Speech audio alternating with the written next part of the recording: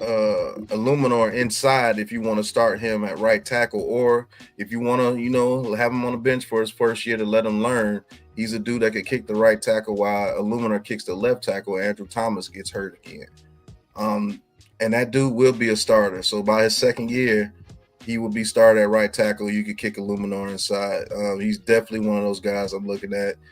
Tate Ratledge is our guy. Miles Frazier from LSU. I'm looking at him as well as a guy that you may be able to get in the third round. That guy from South Dakota State, he's actually making his way up into the first round. So say if he falls to us in the second round, you could get you a starting guard there. I do believe he has starting guard potential. It's a lot of guys that I'm looking at out there as far as offensive linemen.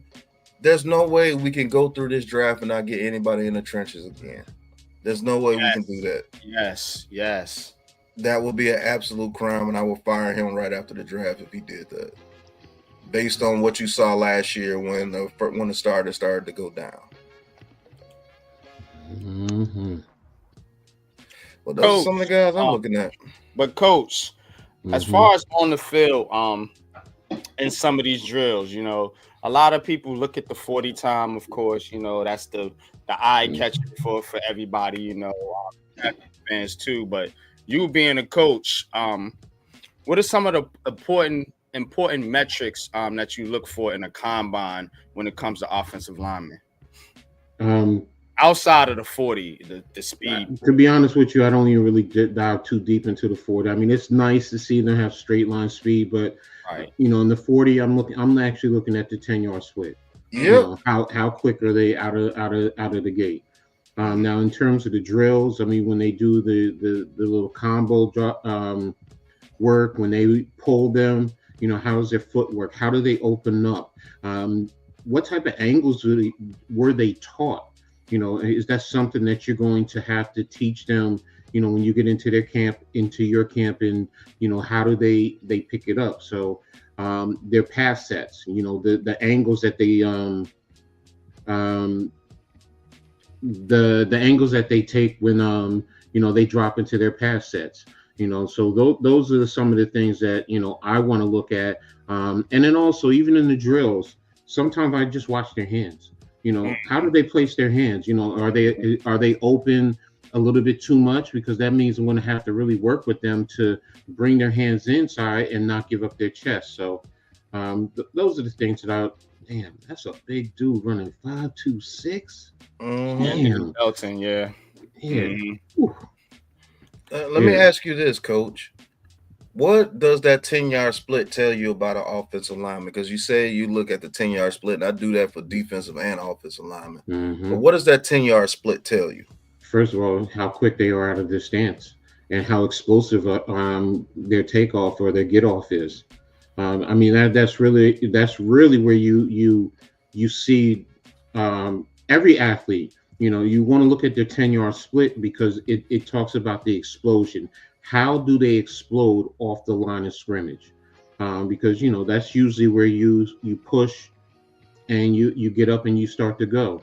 So and it starts to give you a little insight into their quickness.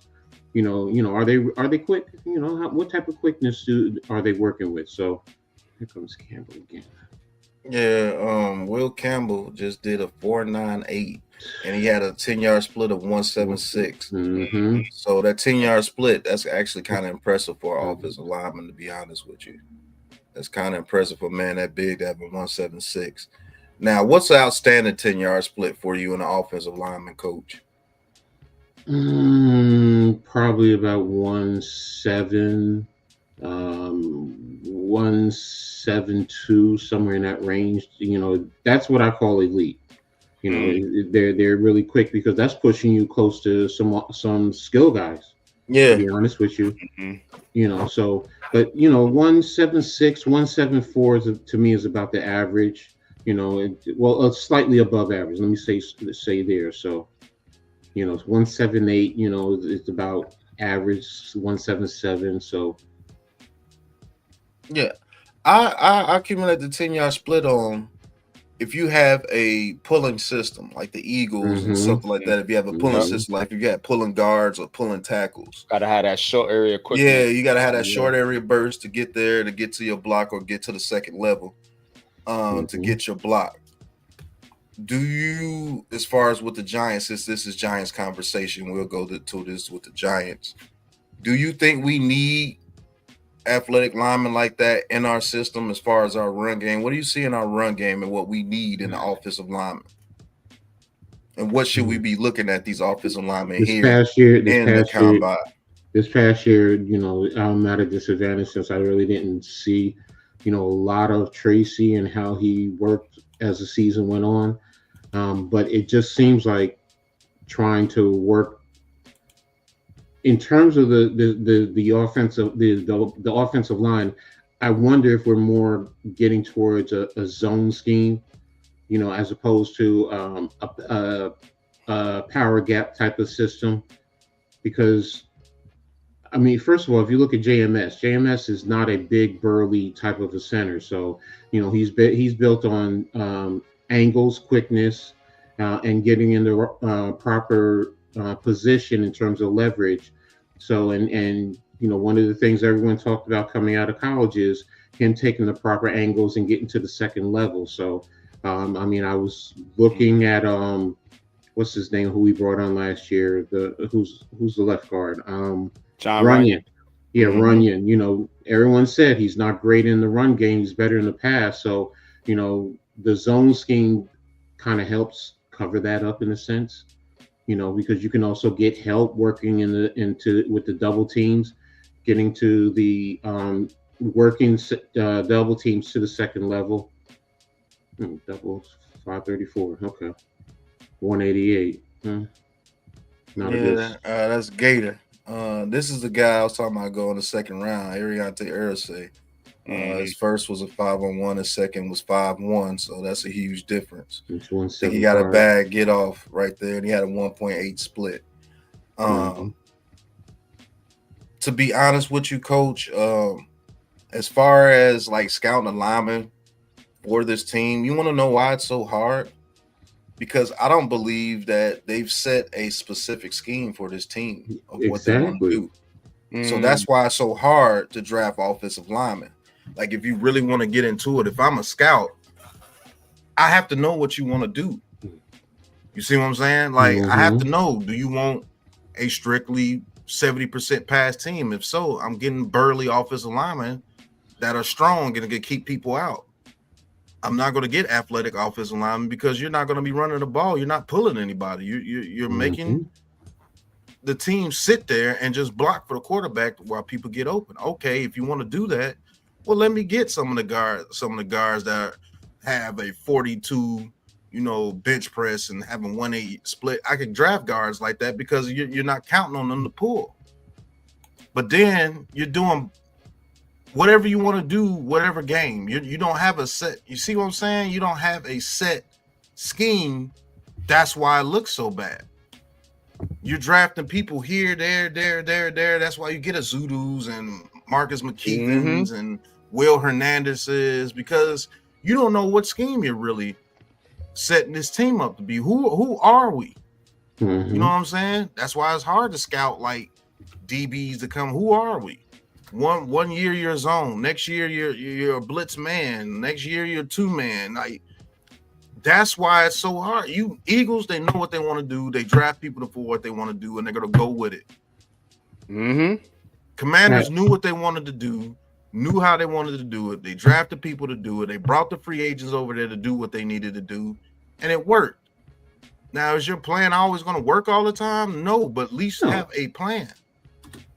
But that's the problem, like I said, I mean, prior to that, we had Saquon, so you may question, with his ability to always jump around in the backfield, but to be brutally honest, and everyone kept telling me, and from the things that I saw with the Eagles knew exactly how to block for him and how to utilize his skill set.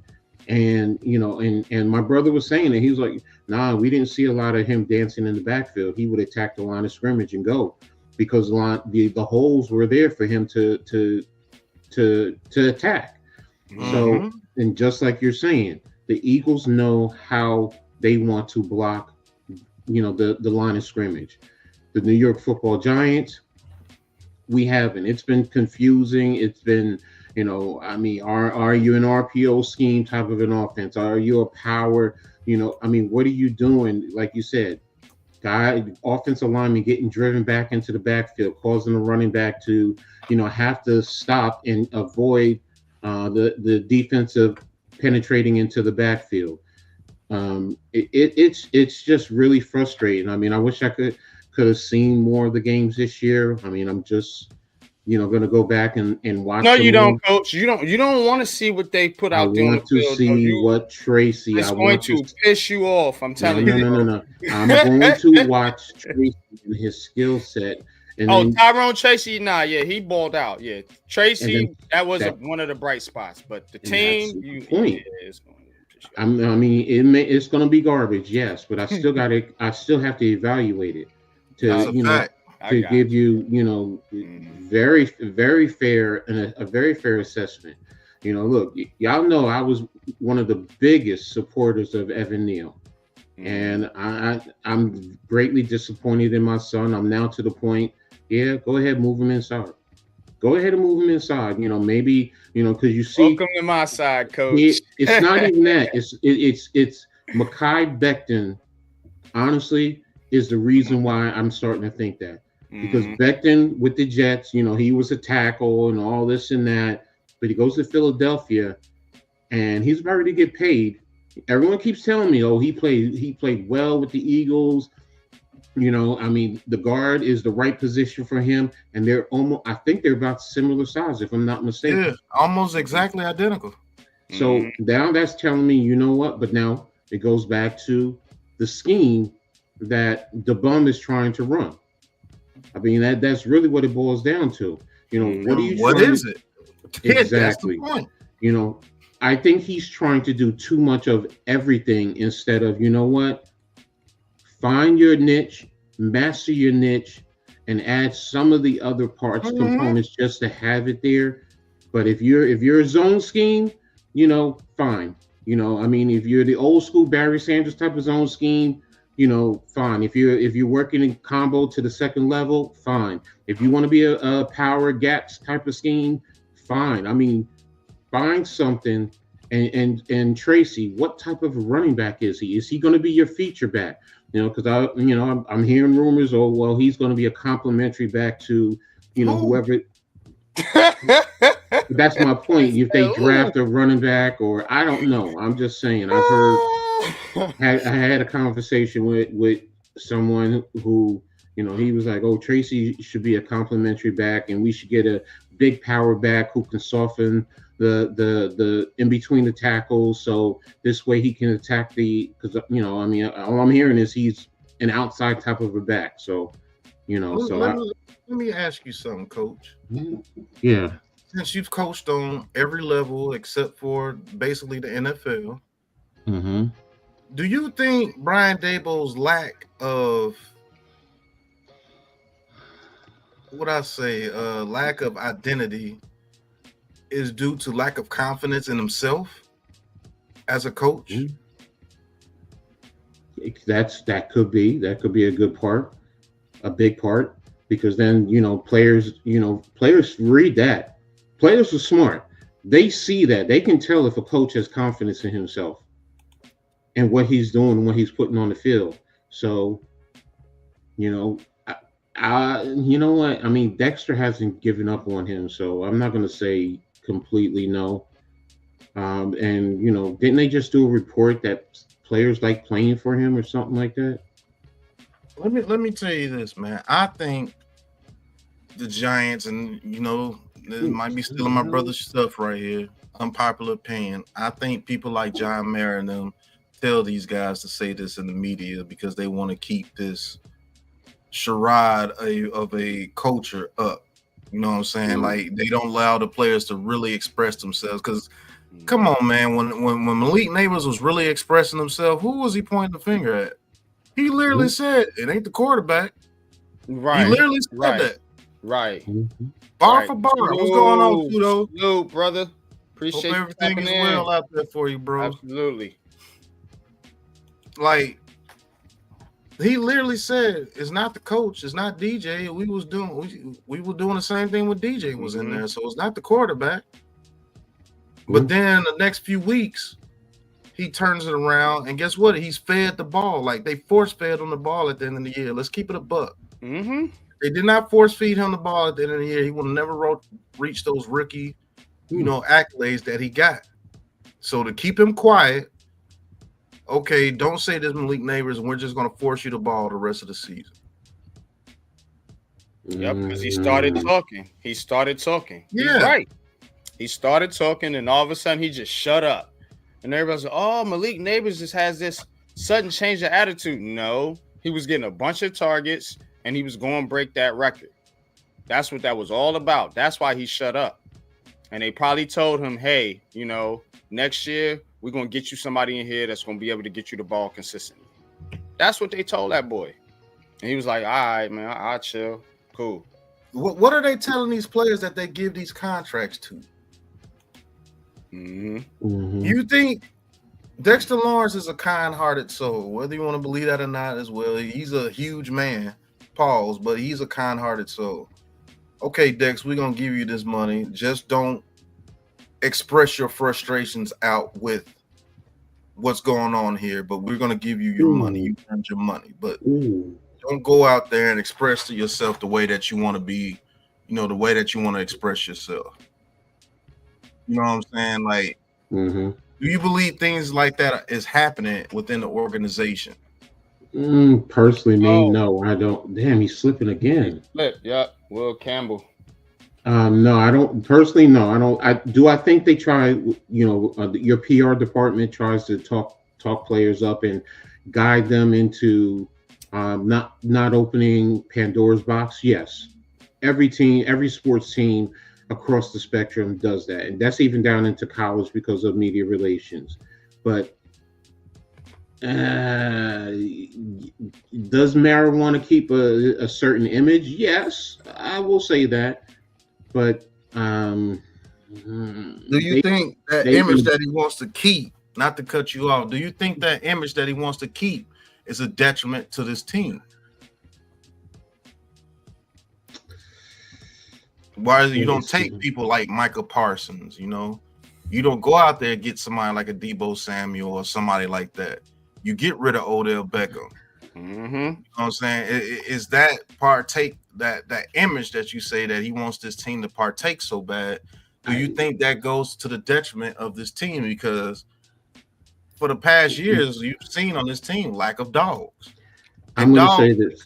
They come with that. Go ahead, Coach. I'm going to say this, Pat. All right, because now we're getting into cross cultures, and you're talking about someone who's in a sense part of the good old boy network, and you're talking about guys who grow up in a lot of urban areas, and you're used to an outgoing personality, and a lot of those good old boy networks, to be brutally honest, they're not used to that and they don't like that, and it makes them feel uneasy.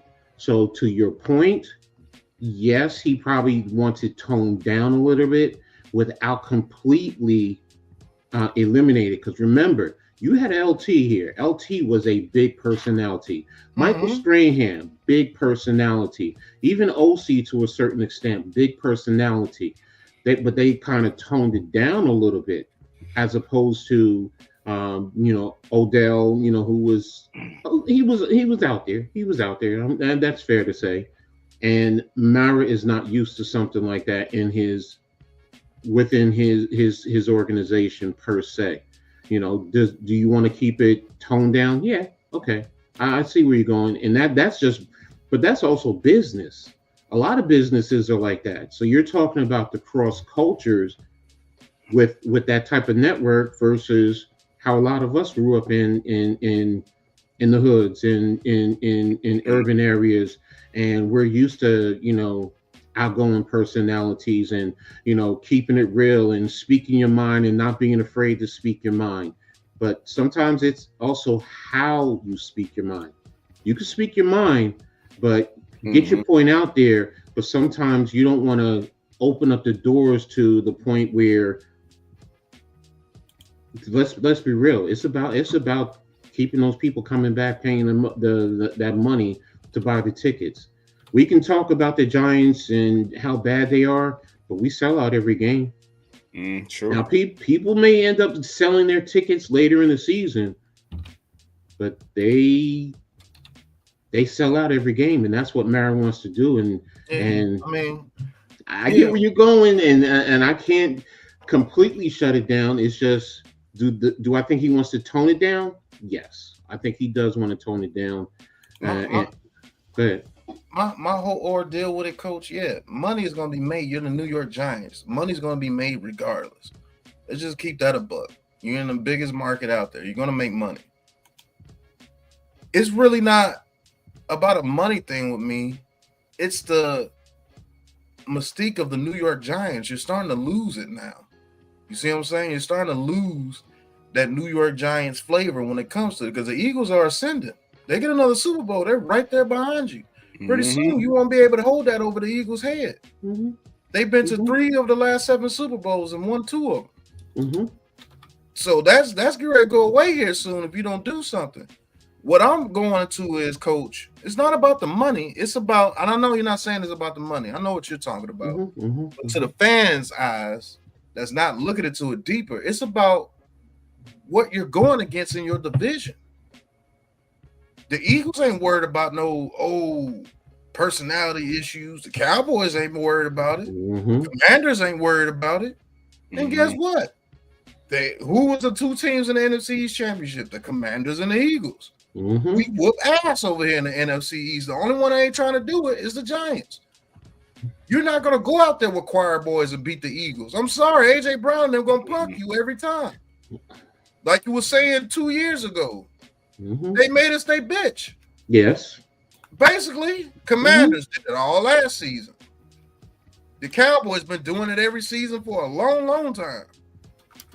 Everybody over the NFC East, we are the little boys.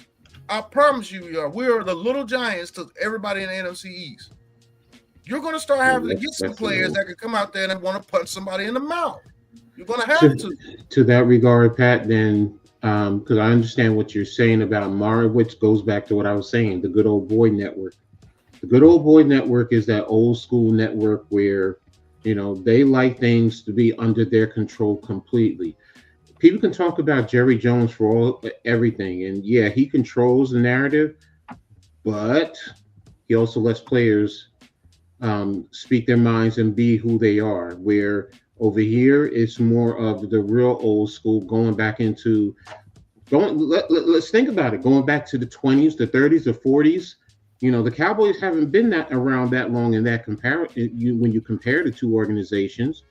So it's a little bit more up to date, I guess, in that regard. But that old boy network is, yes, you're right, Pat. The Giants are going to make money, but Mara don't want to lose millions of dollars.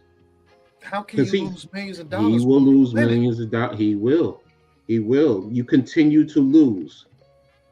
Because what you're saying is we need those personalities that come in. The personalities are going to bring the fans in also, number one. And it's also going to help sell your product and help you make money. But you keep losing. Someone just set it up there. Somebody set it up there earlier. I think they said it's about winning. No, I didn't see it here. It is about winning. You, Pat, you were alluding to it. It's about winning. And if you're not winning, and that's what I'm saying, Coach, you're not going to win doing the good old boy tactics. Yes. Get this captain from Boston College and Syracuse, and they drafting dudes like A.J. Brown from Ole Miss that are just absolute dogs. And every time they go out there, they're looking to punk somebody. And we bring it over here. Oh, yeah. Mara's not used to that. Mara is not used to that. Even with LT, it was his dad. It really was his dad, and his dad adjusted with the times. Mara's not used to that. He's not. He wants it. I'm gonna keep it a buck, coach. Mm-hmm. It's gonna get to the point where Mara has to decide: do you want to go with what's bringing in the money now? Different type culture is bringing in the money now. A different type attitude is bringing in the money now in the NFC East. Mm-hmm. You have to go by what your division is doing. Yep. Your division has flipped. Yep. It's always been a rough rider division on the NFC East. Don't get it twisted, but now it's a different type culture behind it. You got Jalen Hurts. You got the boy from LSU, Jaden Daniels. You got Dak Prescott. You know what I'm saying? This is things that people don't want to talk about, but you're going to have to adjust. You're going to have to adjust. It is not just about getting that particular type quarterback. It's about getting with the times over in your division. It's a young man's game over there now. These boys are rough. These boys are rowdy. These boys are wit. What do they call them? YNs. You got a bunch of YNs over here in the NFC East. Let's keep it real, bro. You're gonna have to get with the times. Oh, it is the turf, man. Yeah, that turf is bad out there. That turf is bad. You're gonna get somebody hurt out there. But check it out though, man. So, and I know it's a conversation that people don't want to have, but people don't want to have it. People don't want to have a conversation. But one thing I do want to point out is the Giants are looking to sell 10% of ownership.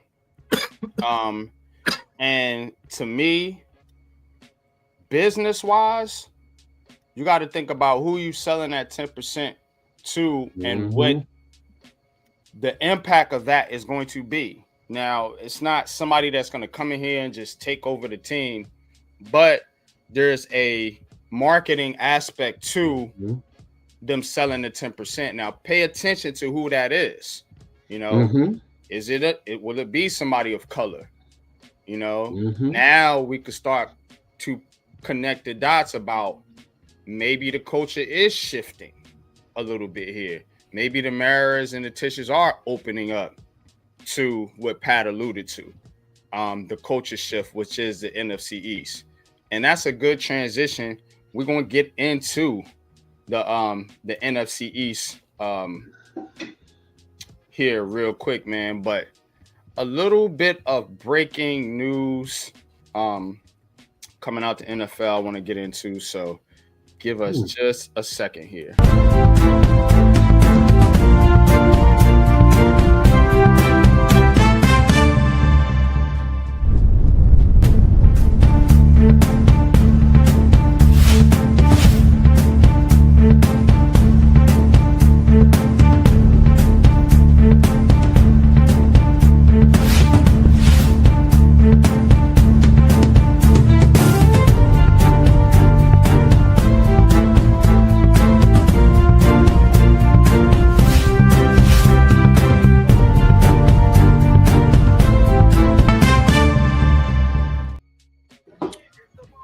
So, according to Sleeper NFL, the rap sheet, Ian Rappaport, and I actually just seen it pop up here on the screen on NFL Network. The 49ers are open to trading Brandon Ayuk. Now, coming off just getting rid of Deebo Samuel, apparently the 49ers are looking to move on from Brandon Ayuk.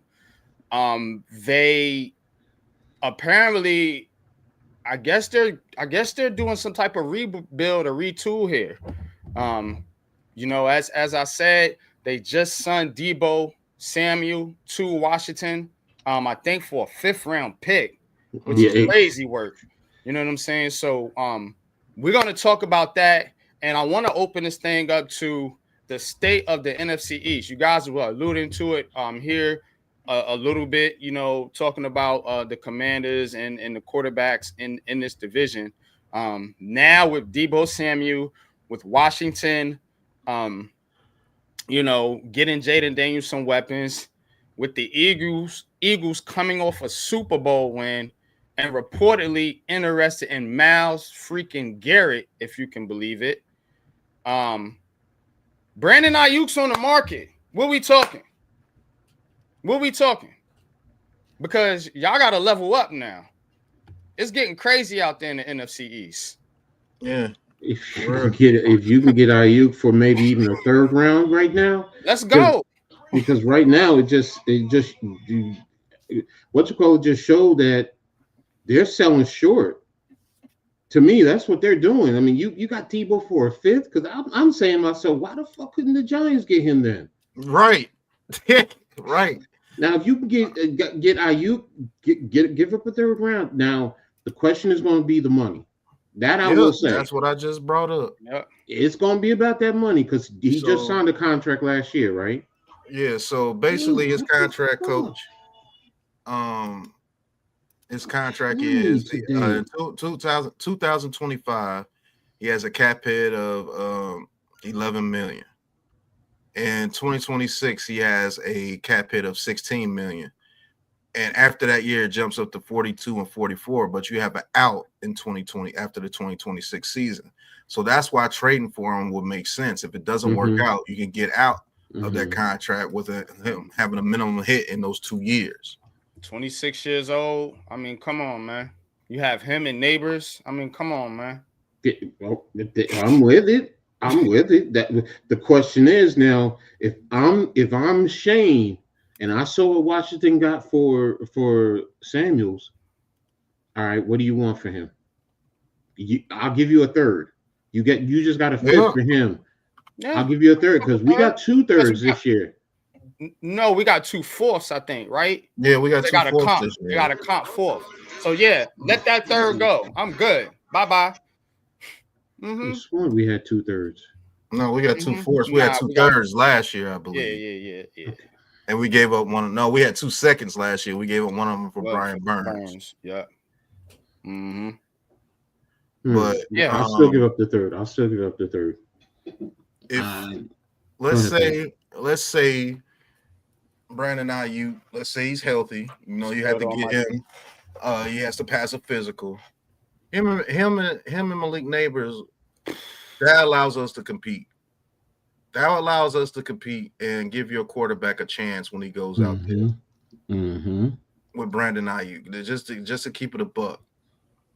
I do believe if they gave up Deebo Samuel for a fifth, they're gonna want at least a third for Brandon Ayuk because they just paid him. Yep. But with that contract, Giants fans, he's getting $30 million a year. Those 2 cap hits that you get with Brandon Ayuk, if he doesn't work out, is only 11 million to 16 million. You have an out after the second year of that contract, so you can actually get out that contract and be absolutely cool, just like how Daniel Jones was. They got out that contract, they were cool. You don't see them in cap hill after that Daniel Jones contract, which I said, but people don't want to listen. If it doesn't work out, you only have to have him there for 2025 and 2026. You have to have him there for 2 seasons. But I think he will work out. And it allows Brian Daboll to use his scheme, whatever that scheme is, a lot better with 2 route runners out there and 2 dudes that can get yards after the catch and 2 dudes you could throw back shoulders to and 2 dudes that can take it down the field, 2 dudes that can go on the outside or the inside in the slot. And it opens up more for people like Jalen Hyatt to get down the field. When you have to worry about Brandon Ayuk's route running ability because he's a route runner for your ass. He's one of the better route runners in the NFL when he's healthy. Keep it a buck. You better go study Brandon Ayuk. So, yeah, if you could get him for a third, what receiver in the draft you're going to get better than Ayuk in the third? You know what I'm saying? Nobody. I'm telling you, man. And so it gives you more of a vision of what you're going to do with your first 2 picks. Now, if I don't have to go out there and get another receiver to pair with Malik Neighbors like that, you know what I'm saying? And he opens up the field and he can go deep. Don't get it twisted. He can go deep on you too. Yeah. You still get that Slayton deep playability with Brandon Ayuk with the route running on top of it. So, yeah, this is a move that can help them. A DK Metcalf, like somebody mentioned in the chat, he helps you. Maybe you can get him for a 4th round pick. You know what I'm saying? That was crazy. So, and that's what good organizations. You wanted to give up Deebo for a 5th round pick? Here you go. What am I gonna do with that 5th round pick? Who I'm getting a 5th round? Right. That can do what Deebo and them can do. You know what I'm saying? Like this fan base would be stupid. They'd be like, "No, I'm not giving anything up for Debo. He's washed. A 5th-round pick. You're willing to hold on to that 5th-round pick, and you can get somebody like Debo Samuel. That's why this team gets punished. You know what I'm saying? Go out there and get you a Brandon Ayuk that's not going to cost you an arm and a leg in this 2 years that'll be here. Now, after those 2 years, it goes up to 40-some million, but damn, you can restructure that contract and push it back out some more. That's what the Eagles do. That's what the Eagles do. And Yep. they're showing it works. It works. You know what I'm Now, saying? let me say this about the Giants. As far as them drafting and free agents and trades, what I've noticed about this regime in particular, they don't really do well. Well, they haven't done well in the draft. With the first two, the third one looks decent, but particularly on the offensive line and at corner and wide receiver. Outside of Malik Neighbors, I'm not a Wandale fan, not a Jalen Hyatt fan. They haven't really made an impact on this Giants team. The only one that's done that is Malik Neighbors, and he was a can't miss freaking prospect, Facts. And had a quarterback been there, they would have passed on him. So I don't know if this regime can really get those positions right. This right here is a move you need to make because, like Pat said, what wide receiver? Because you're not going to take one at 3. Mm-hmm. So what wide receiver you're going to get in the 2nd or 3rd round that's going to be better than Brandon Ayuk? You know what I mean? And that's what you got to look at. Because now you if you draft in a rookie, or even if you want to be stupid enough to sign Aaron Rodgers, he got to have somebody to throw to. Yep. You know what I'm saying? You need another receiver. These receivers ain't cutting it. Outside of Neighbors, I'm sorry. I'm not with the Wandale Robinson or Jalen Hyatt. I'm a Darius Slayton fan, but we need to upgrade. Brandon Ayuk is a clear upgrade. So now you have threats to make defenses back up a little bit. Now, baby, you can run the football a little bit. Now, maybe you can actually run the football just a little bit if you try. And open up your offense for real.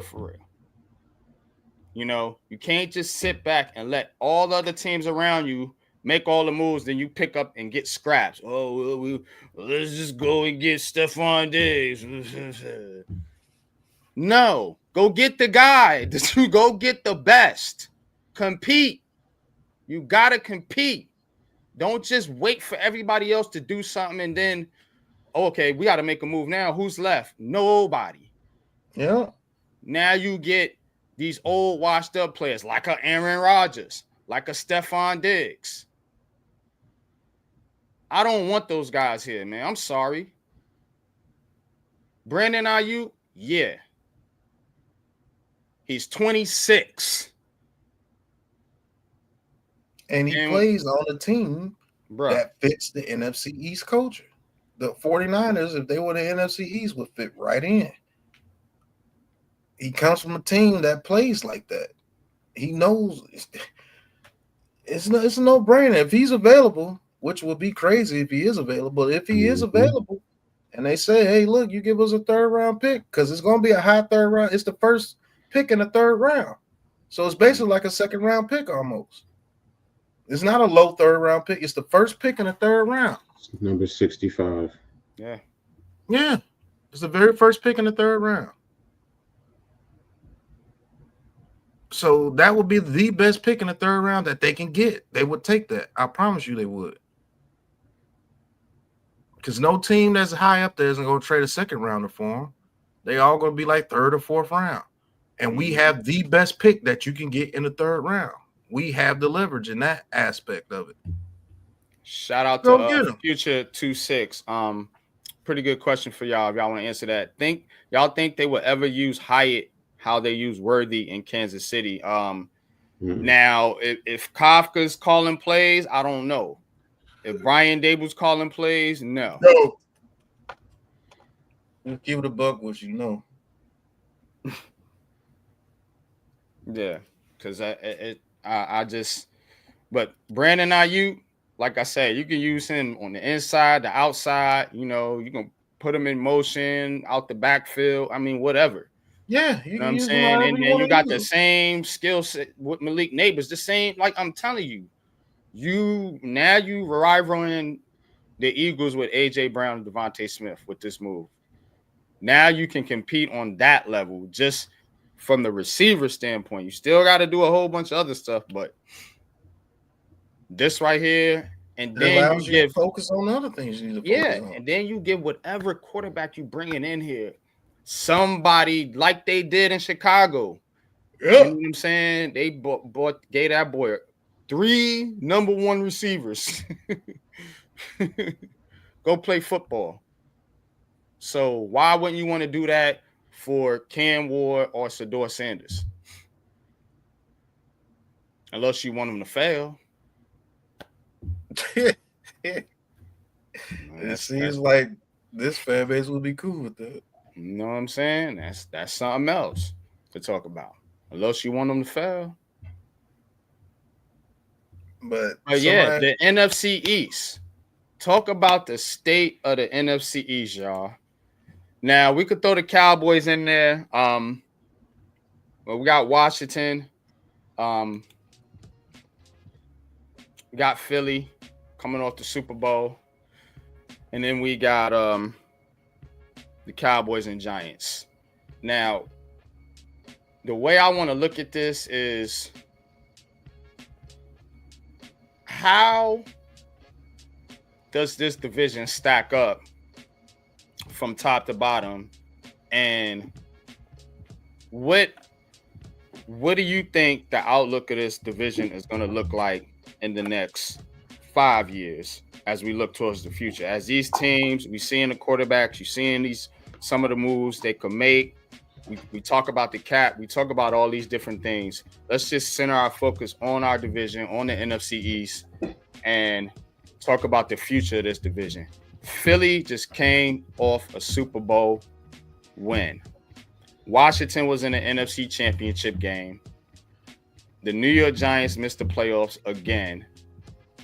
And the Dallas Cowboys missed the playoffs and are, looking to retool themselves after their $60 million quarterback got hurt last year, Dak Prescott. So how are y'all looking at this division from top to bottom right now and in the next 5 years? What does this division look like? Coach, I'm going to start with you. With the money Washington has this year, they have the opportunity to overtake the Eagles. And players are showing they want to play with Jaden Daniels. Mm-hmm. They're showing it. So the Eagles are right where they need to be. Can they continue to reload? That's going to be the question. So those two are going to be fighting for the next 5 years for the top spot. Mm-hmm. The Cowboys with a new coaching staff, it's hard to tell right now. They could be at the bottom right now with the Giants. The Giants, with this coaching staff, with this management staff, it's not looking good. I have to be honest, man. I don't have a whole lot of confidence in the general manager or the head coach in changing the culture and turning this organization around. I really don't. And I don't like normally being like this. I like trying to be optimistic, but I just don't see it. Who's going to be a quarterback right now? I mean, that's the first thing. Then it's going to be the offensive line for me. Everyone can talk about the defensive line stopping the run and that's valid. But if you have a Swiss cheese offensive line, you can't do anything on offense. So your quarterback and your offensive line are key to everything else right now. So, yeah, man, that is true. I will say this. I think if the Cowboys get back to running the football, they're gonna be all right too. Because their defense is pretty good, and it was just they they couldn't really do anything as far as running the football. You know what I'm saying? So it made their offense one dimensional, and teams capitalized on that. But with the Giants, it seems like they're just way behind the other three, and I don't know how they catch up. Pat, how can the Giants get back into being competitive in this division? Well, first and foremost, we're gonna have to use our money wisely in free agency. Everybody talking about no waste no money and everything, bro. You gotta all the teams that have all this money every year in free agency are the teams that's getting their ass for. Rarely do you ever have a team like the Commanders who in their very first year changing around it and they have the money the next year to go and get players. Rarely do you ever have that situation. Most teams are like the Eagles. They're not going to have a bunch of cap room every year, but they find some way to sign somebody every year with no cap room, don't they? You see what I'm saying? Mm-hmm.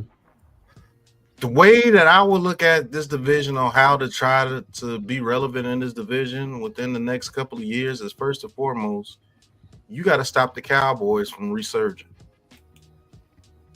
And by doing that, you find ways to stop them from being able to run the ball again.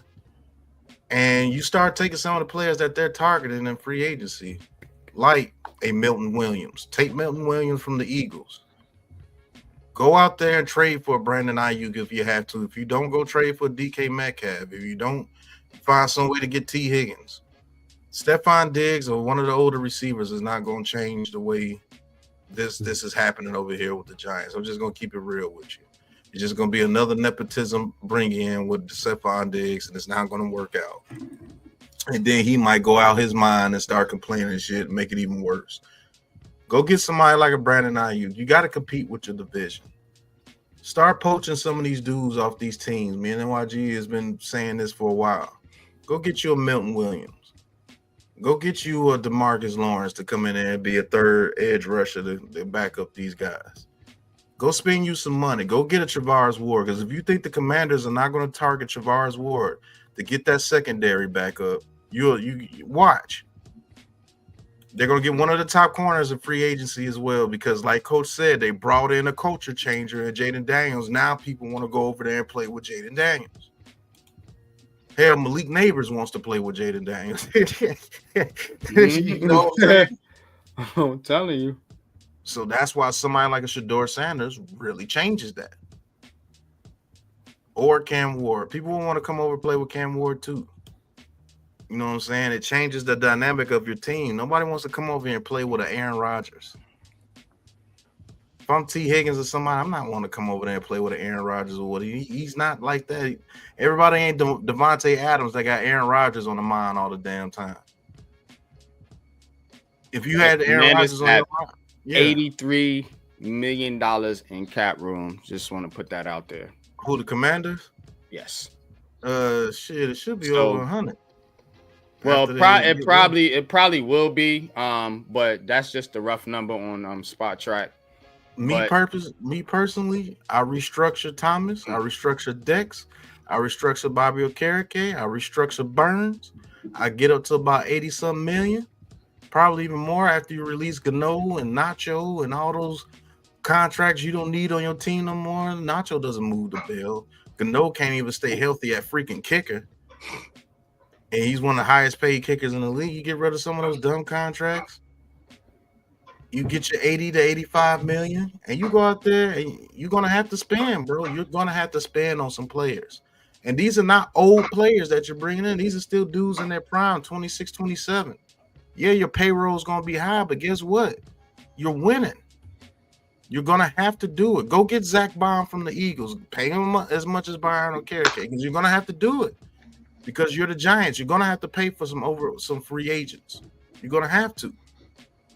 You know what I'm saying? Go get those people that you can't draft. Go get offensive linemen. Go get a cornerback.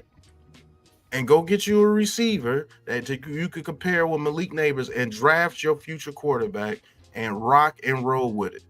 And hopefully you can stop the Cowboys from resurging and show the Eagles and the Commanders you ain't no punk, because you're not beating them next year. I'm saying, I'm just coming out. I don't think you get one game against them next year after the role that they're on. And like I agree with Coach. I think the Commanders are going to find a way to get the Eagles within the next 2 years. Mm-hmm. By the way they're going. Shout out to the 100 in the chat. But I don't know, man. You're gonna have to. Your first goal is to stop the Cowboys from reascending. That's your first goal. You're gonna have to. Yeah. You gotta, like you said, you gotta start to really start to get aggressive as far as making moves to combat the teams in your division. You see what the Eagles are doing. You know, they went out, made a trade. You know, I mean, it's been a few years now, but they went and got AJ Brown. You know, they drafted Devontae Smith. They set their young quarterback up for success. Took Saquon Barkley from you. Then the Commanders, they went, got Austin Eckler, got Ertz, you know, former Eagle, but got him from the Cardinals. You know, had Terry. Now this year, even though they made the championship, they just didn't sit there and, all right, we good now. Now made one of the first moves in the NFL offseason, trading for Deebo Samuel, getting aggressive. They understand what's going on. We need to compete. We got to make moves before these other teams start loading up. And then we kicking dust. That's what the Giants do. You know, now I just showed you the breaking news. You should be on the phone right now. Right now. What's it going to take to get Ayuk to New York? We want him right now. What's it going to take? Don't hang up that phone until you got something in place. Does he have an NTC? I mean, a no trade clause? I don't think so. Okay. But I'm not sure. But regardless or not, I'm still checking in. Mm-hmm. You know, and you know, check in on DK Metcalf. You know, check in on if somebody else is available. Now, what's the biggest thing though that separates you, especially from Philadelphia? It's the trenches. Yep. You can't draft very well in the trenches. I'm sorry. They just don't.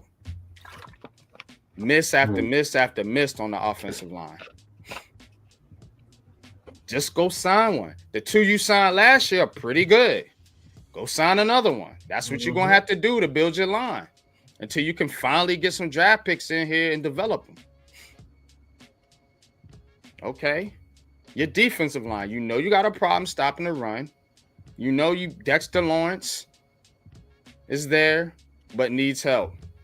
That should be your second priority. Because again, you've drafted at that position and it hasn't worked out.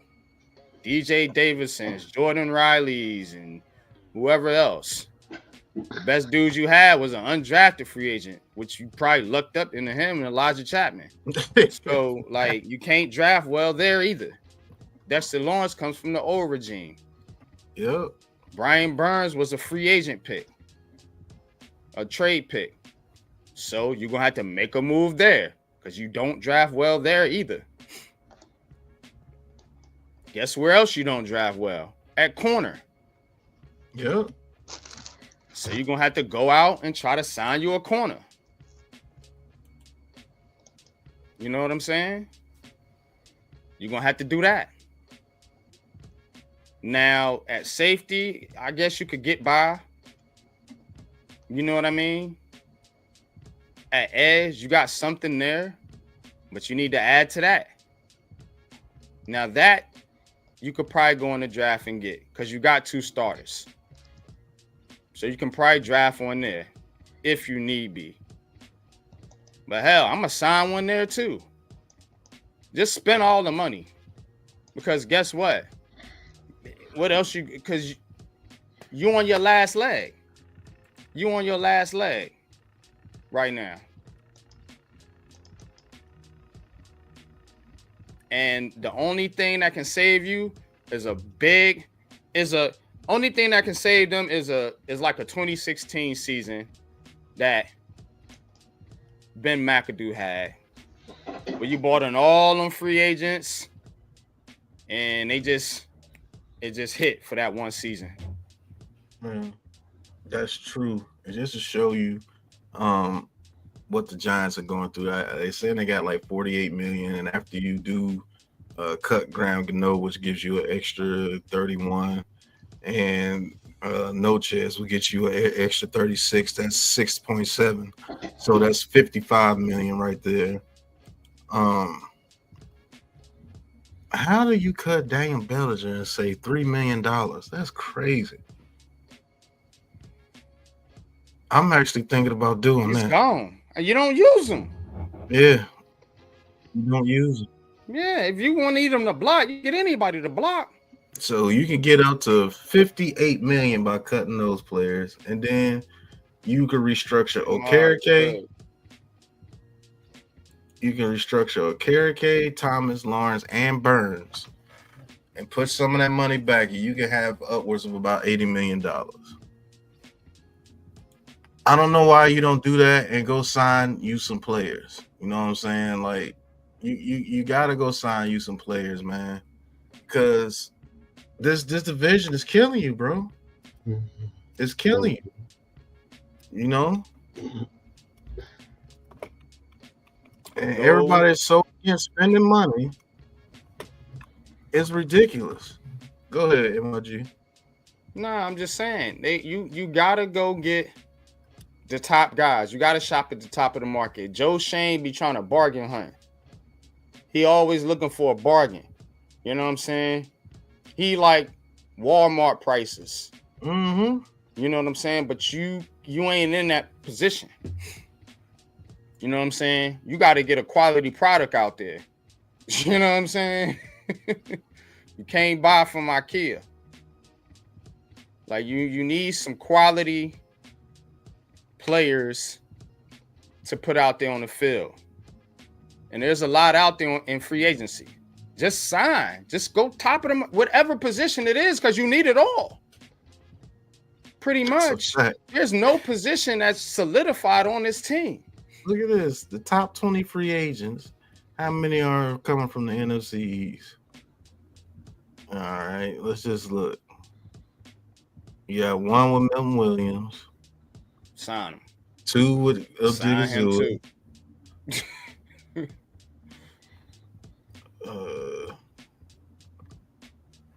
3 with what? Should be a target. Yep. So it looks like you got a total of 3, and all of them come on the defensive line. So out of those guys, you should get one of them at least. Mm-hmm. I'm taking Sweat and Milton Williams. Yeah. Give me Sweat and Milton Williams. Mm-hmm. You know what I'm saying? Straight from the Eagles. Because you gotta hurt them. Now let them be motivated to go out there and play hard against the Eagles twice a year. Mm-hmm. I'll go get Greenlaw. He's back after his injury. Zach Bond. I would take Zach Bond. Yeah, because I'm sorry, McFadden. I'm not with McFadden either. You save $3 million if you cut McFadden, which is crazy. However that contract was structured. You need better players, man. Just be honest with you. You need better players too. Coaching's got to be better, but some of these guys just ain't it, man. They not getting it done. And you can't keep, playing second and third and fourth fiddle in this division. You gotta get aggressive because Philly and them, look, they not They're not just gonna sit there and say, "Oh, we won the Super Bowl. We not gonna make no moves." No, they're already talking about going out and getting the best pass rusher in the game. Right. Come on. What's going on, Miss Trina? Thank you for subscribing to the channel. So how can you sit back there and try to bargain hunt? How can y'all do that?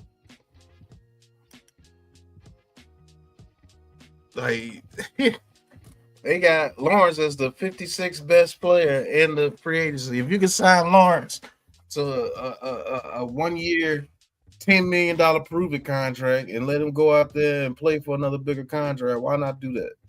Yep.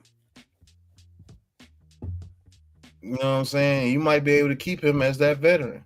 Look at Dante Fowler.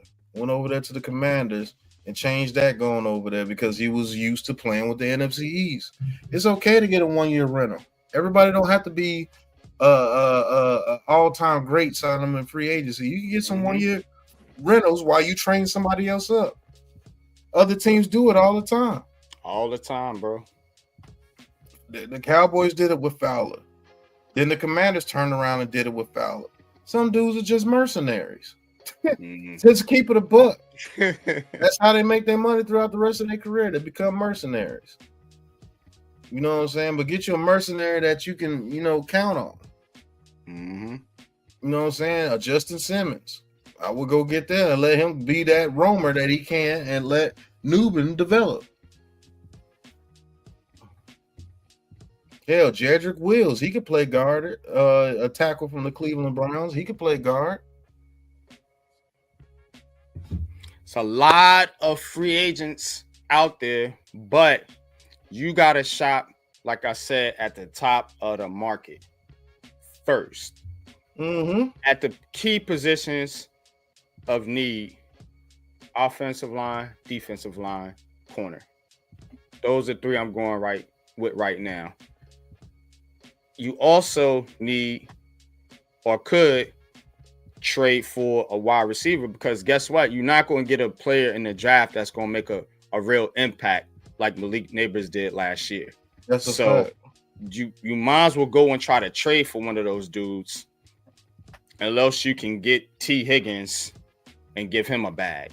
But if I can't get T. Higgins, I'm going to try to get Brandon Ayuk or DK Metcalf.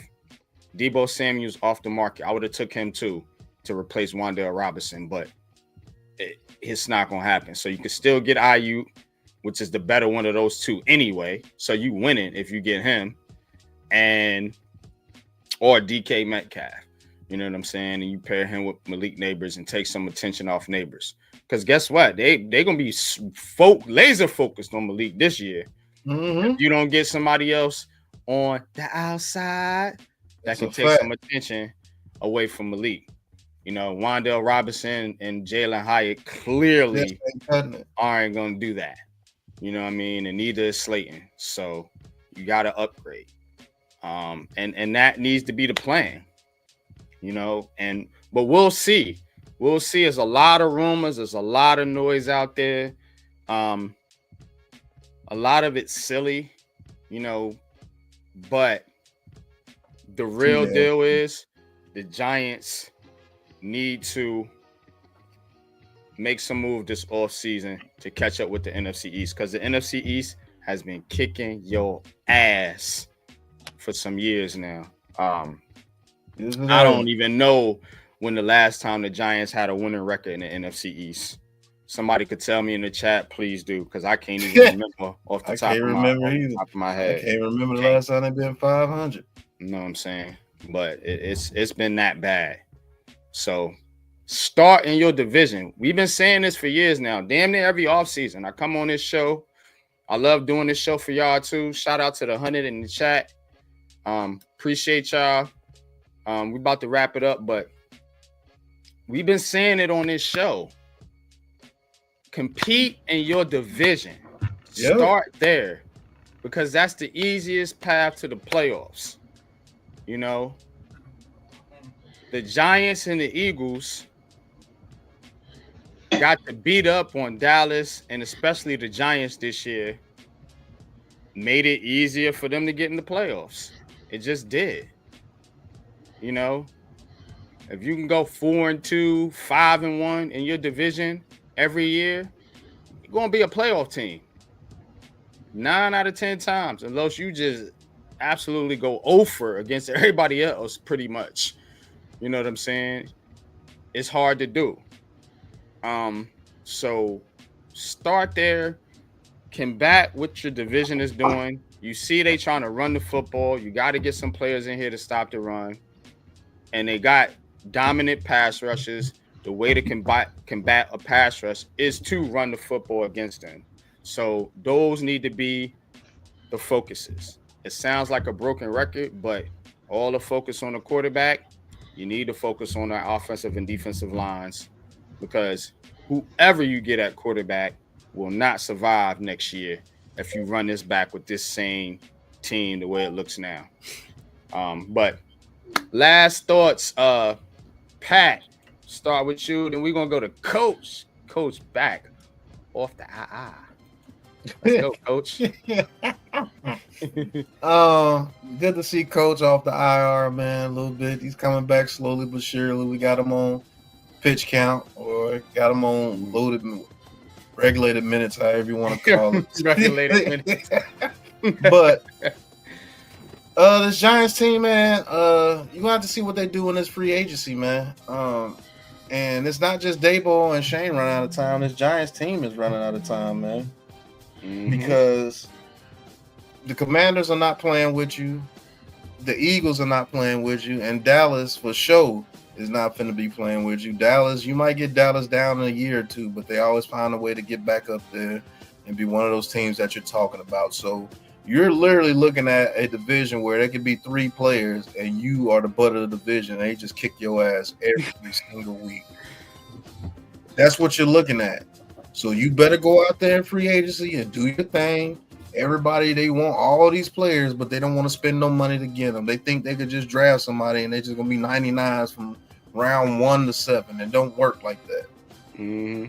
Especially in the culture, the way this culture is being built. There's a losing culture in that building. There's a losing cloud in that building. And the only way you can fight that is to have a coach that knows how to lead men and bring players that has an attitude of going out there that we don't want to be punked. You have that attitude, you'll compete with a lot of teams in the NFL. You might not be the most talented, and you might not be nowhere near as talented as them. But if you going to show that you ain't no punk and you're going to throw your punches, sometimes you connect, and you might get a good connection. You might not actually knock that big son of a gun out. You never know. But the Giants are looking like they can literally be at the bottom of this division and just getting their ass whooped every week. That's what it's looking like. I promise you. Go ahead, Coach. Last thoughts, man. So we get on up out of here. I mean, you guys covered it, pretty much everything. Gotta focus on your division. You gotta get some talent in here, and you gotta develop them. You know, you can't just think that you're going to come in and kick ass right off the bat. And that's either rookies or veterans. You got to be coaches. You're a coach for a reason. You have to be a leader of men. You have to understand the personalities that you're coaching and know how to effectively connect with them so that way they can go out and produce. So it's an uphill battle, and I guess I'm just going to have to take a wait and see approach to see if the bum can get his crap together. Yeah, man. Definitely going to have to wait and see. Free agency is right around the corner. I think in 8-9 days or something like that. So yeah, it starts here pretty soon after the combine. So a week or two after the combine. So we're gonna be right back here with New York Giants conversation next week and the week after, covering all things in free agency. It's gonna be fun. It's gonna be real interesting. I ain't gonna hold you, cause this Giants team, they got some catching up to do, man. Yes, they it's getting do. nasty in the NFC East right now.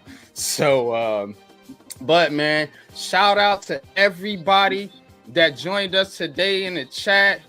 Appreciate each and every one of y'all, man. This has been fun. You know, another edition of New York Giants Conversation. We will be coming to you again next week, like I said, with the free agency preview, and then the wrap-up show the following week. And that's going to be it, man, for this show. Y'all stay tuned to the Aboriginal Sports Network for much more content. So many great content creators over here. You got to stay tuned. You got to keep it locked right here. So please hit that like button. Hit that subscribe button. You don't want to miss these dope shows with this dope music, this dope vibe, and these dope brothers up here spitting some real content, man. But till next time, y'all, we're going to be up out of here, man. Y'all already know what it is. Deuces. Peace.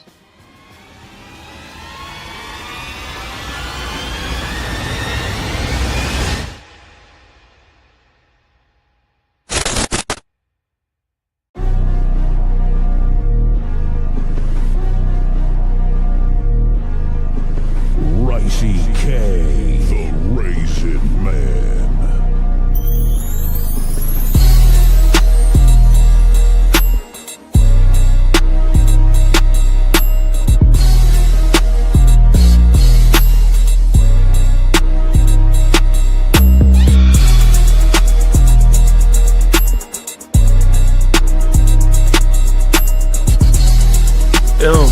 Or just the Giants organization that really put Daniel Jones in the forefront and carried him in that type of light, man, on national TV. $223. The suspension also opens the door for the Texans to release Al-Shahir. Then in 1976, guess who was hired? At T-Spans.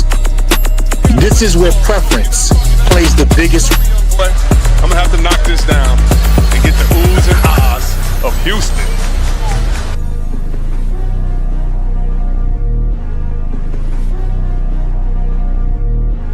Welcome to the Aboriginal Sports Network.